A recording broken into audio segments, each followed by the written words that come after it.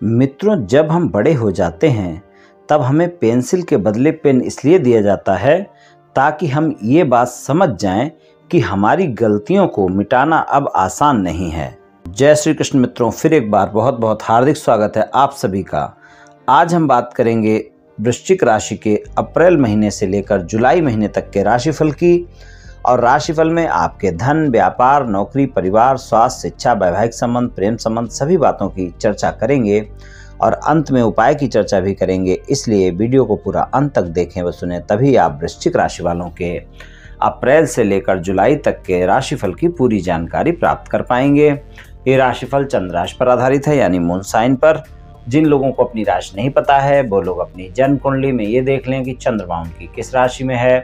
जिस राशि में चंद्रमा है वही उनकी राशि है। जिनके पास जन्म कुंडली नहीं है वो अपने नाम के पहले अक्षर से अपनी नाम राशि जान सकते हैं और ये राशिफल अपनी नाम राशि से देख व सुन सकते हैं। चलिए मित्रों, शुरू करते हैं। वृश्चिक राशि वालों के सबसे पहले हम धन की बात करेंगे। धन की बात करें वृश्चिक राशि वालों के तो धन भाव के स्वामी जो हैं वो गुरुदेव हैं और आय भाव के स्वामी बुध हैं। और गुरुदेव का जो गोचर है वो 22 अप्रैल से मेष राशि में जाएंगे, यानी आपके छठे भाव में जाएंगे। इससे पहले जो पंचम भाव में गुरुदेव रहेंगे। पंचम भाव में गुरुदेव के गोचर के परिणाम अच्छे मिलते हैं तो धन के मामले में अप्रैल का महीना ज़्यादा अच्छे परिणाम दिखाएगा। और अप्रैल के बाद का जो समय होगा वहाँ पर आपको सामान्य परिणाम मिलेंगे या कुछ न कुछ धन के मामले में संघर्ष भी देखने को मिल सकता है। आय भाव के स्वामी जो बुध हैं वो अप्रैल और मई के महीने में छठे भाव में ही मेष राशि में ही रहेंगे। तो गोचर में बुध का अगर देखें तो छठे भाव में वैसे तो अच्छे परिणाम देते हैं, लेकिन वहाँ पर राहु का गोचर भी है तो यहाँ पर भी आपको बहुत अच्छे परिणाम की उम्मीद नहीं करनी चाहिए। तो धन और आय के मामले में अगर हम देखें तो अप्रैल का महीना तो अच्छे परिणाम दिखाएगा, क्योंकि धन भाव के स्वामी का गोचर अच्छा है। आय भाव के स्वामी का गोचर छठे भाव में है। परिणाम वहाँ पर भी कुछ बहुत ज़्यादा खराब नहीं मिलेंगे, सामान्य परिणाम मिलेंगे। तो अप्रैल का महीना धन और आय के मामले में बेहतर जाएगा। और मई से लेकर जो समय है, मई, जून और जुलाई का जो समय है, वहाँ पर अगर हम देखें तो धन भाव के स्वामी का गोचर तो छठे भाव में ही रहेगा और आय भाव के जो स्वामी हैं उनका गोचर 7 जून से वृषभ में रहेगा। मई में तो वो छठे भाव में ही रहेंगे। 7 जून से लेकिन उनका गोचर वृषभ राशि में हो जाएगा और 24 जून से मिथुन में जाएंगे और 8 जुलाई से कर्क में जाएंगे और 25 जुलाई से सिंह में जाएंगे। तो उनका गोचर सामान्यतः ठीक है, लेकिन थोड़े बहुत अप एंड डाउन अवश्य ही देखने को मिलेंगे मई, जून और जुलाई के महीने में। तो सामान्य परिणाम की आप उम्मीद कर सकते हैं धन और आय के मामले में। लेकिन अगर आपका कोई ऐसा कारोबार है जो विदेश से जुड़ा हुआ है तो या फिर शिक्षा से जुड़ा हुआ है तो वहाँ पर आपको लाभ देखने को अवश्य ही मिल सकते हैं। व्यापार और नौकरी की बात करें तो वहाँ पर व्यापार और नौकरी में दसम भाव के स्वामी जो सूर्यदेव हैं उनका गोचर 14 अप्रैल से मेष राशि में होगा और 14 अप्रैल तक वो पंचम भाव में रहेंगे। छठे भाव में सूर्यदेव अपने गोचर में परिणाम अच्छे देते हैं, लेकिन राहु का गोचर भी वहाँ पर है। इसलिए आप थोड़ा सा अपने किसी भी व्यापार कारोबार को अगर विस्तार करते हैं तो सोच समझ कर करें, नहीं तो वहाँ पे नुकसान भी उठाना पड़ सकता है। और दसम भाव के स्वामी का जो गोचर है वो 14 अप्रैल से 15 मई तक वृषभ राशि में यानी सप्तम भाव में रहेंगे और उसके बाद 15 जून से मिथुन में रहेंगे, 17 जुलाई से कर्क राशि में रहेंगे। तो यहाँ पर अगर हम देखें तो सामान्य परिणाम मिलेंगे। व्यापार कारोबार में हालांकि आपका समय अच्छा ही रहेगा, क्योंकि आपके राशि स्वामी जो हैं वो मंगल हैं। उनका गोचर 10 मई से कर्क में होगा। इससे पहले वो अष्टम भाव में मिथुन राशि में रहेंगे और 1 जुलाई से सिंह में होगा। तो यहाँ पर अगर हम देखें तो व्यापार, कारोबार और नौकरी को लेकर आपको सामान्य परिणाम की ही उम्मीद करनी चाहिए। और यहाँ पर थोड़े बहुत अप एंड डाउन देखने को मिलेंगे, लेकिन सामान्यतः परिणाम अच्छे ही मिलने वाले हैं। अगर कोई नौकरी करते हैं, प्राइवेट नौकरी कर रहे हैं या फिर गवर्नमेंट नौकरी कर रहे हैं तो वहाँ पर थोड़ा सा आपको इस बात का ध्यान रखकर चलना है कि इस समय पर कोई भी अपने बॉस के साथ वाद विवाद ना हो, इस बात का ध्यान रखें। सहयोगियों के साथ भी संबंध अच्छे रखें। अपने कार्य क्षेत्र में जो भी लोग कार्य करते हैं उनके साथ संबंध बढ़िया ही बनाकर रखेंगे तो आपके लिए अच्छा रहेगा व्यापार, कारोबार और नौकरी के लिए। पारिवारिक जीवन की अगर हम बात करें तो इन 4 महीनों में कैसे परिणाम मिलेंगे, तो दूसरे भाव के स्वामी गुरु का गोचर तो अप्रैल में अच्छा है और मई में वो छठे भाव में जाएंगे और चौथे भाव के स्वामी शनिदेव का गोचर चौथे भाव में ही रहेगा। तो यहाँ पर अगर देखें तो पारिवारिक संबंधों में ये गोचर सामान्य है।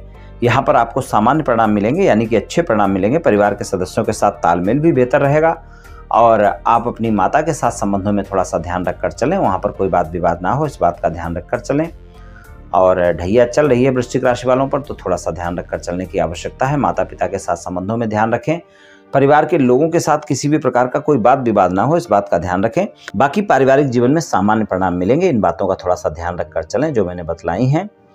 और स्वास्थ्य की बात करें तो स्वास्थ्य के लिए छठे भाव में राहु का गोचर चल रहा है और चारों महीने यहीं पर रहेगा। और जो गुरुदेव हैं वो मई के महीने में यहाँ पर आ जाएंगे, जो कि दूसरे भाव के स्वामी भी हैं और पंचम भाव के स्वामी हैं। पेट से संबंधित स्वास्थ्य समस्याएं हैं, बिल्कुल आपको मई जून जुलाई जो तीनों महीने हैं ध्यान रखकर चलने की आवश्यकता होगी। पेट से संबंधित कोई भी स्वास्थ्य समस्या होती है तो वो आपको परेशान कर सकती है, वहाँ पर कोताही बिल्कुल ना बरतें। छठे भाव में राहु का गोचर है, इसलिए कोई भी स्वास्थ्य समस्या होती है तो उस पर आपको ध्यान रखना है, उसको बड़ा नहीं होने देना है, क्योंकि राहु का गोचर छठे भाव में है। अगर आपने ध्यान नहीं दिया, कोई भी छोटी मोटी स्वास्थ्य समस्याएं बड़ी हो सकती हैं और फिर वहां पर आपको समस्याएं खड़ी हो सकती हैं। इसलिए स्वास्थ्य के मामले में इस बात का विशेष ध्यान रखकर चलें कि अगर कोई भी स्वास्थ्य समस्या होती है तो उसको तुरंत आप डॉक्टर को दिखाएं, स्वस्थ दिनचर्या अपनाएं, योग प्राणायाम करें, तनाव से बचकर रहें और स्वास्थ्य समस्याओं में अपनी समस्या को बड़ा बिल्कुल ना होने दें, इस बात का ध्यान रखकर आप चलें। बात करते हैं शिक्षा की बात करें। शिक्षा के लिए अप्रैल का महीना बहुत बेहतर परिणाम दिखा रहा है। अप्रैल के महीने में शिक्षा में आपको बहुत अच्छे परिणाम देखने को मिलेंगे और जो आगे के 3 महीने हैं वहाँ पर अगर हम देखें तो शिक्षा के मामले में अगर आप कोई कंपटीशन एग्जाम वगैरह की तैयारी कर रहे हैं तो आप देखेंगे मई से लेकर जुलाई तक का समय आपके लिए काफ़ी बेहतर है। वहाँ पर अगर आप प्रयास करते हैं तो आपको सफलता भी मिल सकती है। और चौथे भाव में शनि का गोचर है, तो अगर आप अच्छे से मेहनत करेंगे तो आपको सफलता मिल ही सकती है। तो इसलिए मई से लेकर जुलाई तक अगर कोई आपका कंपटीशन एग्जाम होता है तो वहाँ पर अच्छे से तैयारी करें तो आपको सकारात्मक परिणाम अवश्य ही मिलेंगे। वैवाहिक संबंधों की बात करें तो सप्तम भाव के स्वामी शुक्र हैं और शुक्र का गोचर देख लेते हैं। 6 अप्रैल से वृषभ राशि में रहेंगे, यानी सप्तम भाव में ही रहेंगे और 2 मई से मिथुन में जाएंगे, 30 मई से कर्क में जाएंगे और उसके बाद 7 जुलाई से सिंह में जाएंगे। तो यहाँ पर अगर हम देखें तो वैवाहिक संबंधों के लिए 6 अप्रैल से लेकर 2 मई तक का जो समय है वो काफ़ी ज़्यादा अच्छा है और 2 मई से 30 मई तक के समय में थोड़ा सा आपको अपने जीवन साथी के साथ वाद विवाद से अवश्य ही बचना है, इस बात का ध्यान रखकर चलना है। बाकी आगे के समय में आपको सामान्य परिणाम मिलेंगे। तो 6 अप्रैल से 2 मई तक का जो समय है, यहाँ पर अगर आपके जीवन साथी के साथ कोई भी वाद विवाद चल रहे हैं तो आप उन्हें समाप्त कर सकते हैं और देखेंगे आप छोटे मोटे वाद विवाद आपके खुद ही समाप्त हो जाएंगे। और अगर कोई वैसी बातचीत है यानी कि आपके वाद विवाद ज़्यादा हैं और आप उन्हें समाप्त करना चाहते हैं तो 6 अप्रैल से 2 मई तक का समय ज़्यादा बेहतर है और बाकी समय में आपको सामान्य परिणाम मिलेंगे। और 2 मई से 30 मई तक के समय में आप अपने जीवन साथी के साथ किसी भी तरह के वाद विवाद से बचें, इस बात का विशेष ध्यान रखकर चलें और ससुराल पक्ष के लोगों के साथ भी किसी प्रकार का वाद विवाद ना करें, इस बात का ध्यान रखें। और आप 2 मई से 30 मई के बीच में इस बात का भी ध्यान रखें कि आप अपने ससुराल पक्ष के लोगों के बारे में आप अपने जीवन साथी के सामने किसी भी प्रकार की टीका टिप्पणी करने से बचेंगे तो ये आपके लिए अच्छा रहेगा। और जून और जुलाई के महीने में आप की कोई ना कोई यात्रा बनती है और आप ये यात्रा करते हैं तो आप देखेंगे यहाँ पर आपके वैवाहिक संबंधों में मधुरता दिखेगी, यानी आपके जीवन साथी के साथ संबंध मधुर होंगे और ये यात्रा आपकी लाभदायक होगी। चाहे पारिवारिक यात्रा हो, चाहे कोई धार्मिक यात्रा हो या फिर व्यापारिक यात्रा हो, यात्रा आपको ये लाभ ही देने वाली है। चलिए प्रेम संबंधों की बात कर लेते हैं। प्रेम संबंधों की बात करें तो प्रेम संबंधों के लिए अप्रैल का महीना बेहतर परिणाम दिखाएगा। पंचम भाव के स्वामी गुरु का गोचर पंचम भाव में ही रहेगा, तो वहाँ पर तो आपको काफ़ी अच्छे परिणाम देखने को मिलेंगे। लेकिन अगले जो 3 महीने हैं मई जून और जुलाई के, वहाँ पर आपके साथी के साथ छोटी छोटी बातों को लेकर आपके वाद विवाद हो सकते हैं। तो वहाँ पर अगर हम देखें तो आपका समय जो है रोमांटिक रहेगा। अगर पुराने प्रेम संबंध हैं तो आपके साथी के साथ रोमांच ज़्यादा रहेगा और अगर नए प्रेम संबंध हैं तो उनके लिए तो 4 महीने काफ़ी बेहतर परिणाम दिखाएंगे। 4 महीने आपके साथी के साथ संबंधों में मधुरता भी रहेगी और रोमांटिक बातें होती रहेंगी, संबंध बेहतर रहेंगे। और पुराने प्रेम संबंध हैं तो यहाँ पर रोमांच बढ़ा रहेगा, लेकिन छोटी छोटी बातों को लेकर आप दोनों झगड़ भी सकते हैं। तो मई से जुलाई तक के समय में इस बात का ध्यान रखना है। अप्रैल का समय प्रेम संबंध के लिए बहुत अच्छा है, इसलिए कोई भी वाद विवाद अगर चल रहे हैं तो आप अप्रैल के महीने में ही उन्हें समाप्त कर लें, आपके लिए अच्छा रहेगा।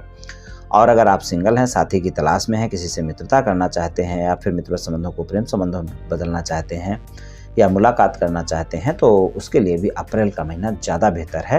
हालांकि मई से जुलाई तक के समय में भी आप मुलाकात कर सकते हैं, बातचीत कर सकते हैं, लेकिन वहाँ पर आपको थोड़ा सा धैर्य और संयम का परिचय ज़्यादा देना होगा, गलतफहमियों से बचना होगा, शंका से बचना होगा। और वहाँ पर अगर आपने ध्यान नहीं दिया तो आपका साथी प्रस्ताव आपका स्वीकार भी करेगा, ये आवश्यक नहीं है। तो अप्रैल का महीना इसके लिए ज़्यादा बेहतर है। तो प्रेम संबंधों में कुछ इस तरह के परिणाम मिल सकते हैं। तो वृश्चिक राशि वालों को कुल मिलाकर इन 4 महीनों में कुछ इस तरह के परिणाम देखने को मिल सकते हैं।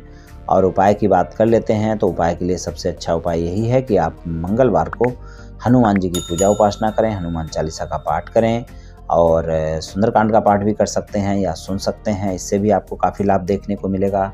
और मंगलवार वाले दिन आप बंदरों को गुड़ और चना भी खिलाएं, उससे भी आपको काफ़ी लाभ देखने को मिलेगा। तो ये उपाय आप कर लें मित्रों, निश्चित ही आपको लाभ मिलेगा। तो मित्रों, आज मैंने आपसे वृश्चिक राशि वालों के राशिफल के बारे में कुछ चर्चा की। ये राशिफल सामान्य राशिफल है, सभी जातकों पर पूर्ण रूप से प्रभावी होगा ऐसा संभव नहीं है, क्योंकि आपकी जन्म कुंडली पर भी बहुत कुछ निर्भर करता है। आप सभी स्वस्थ रहें, आयुष्मान रहें, धनवान रहें, ऐसी मेरी श्री कृष्ण भगवान से प्रार्थना है। जय श्री कृष्ण।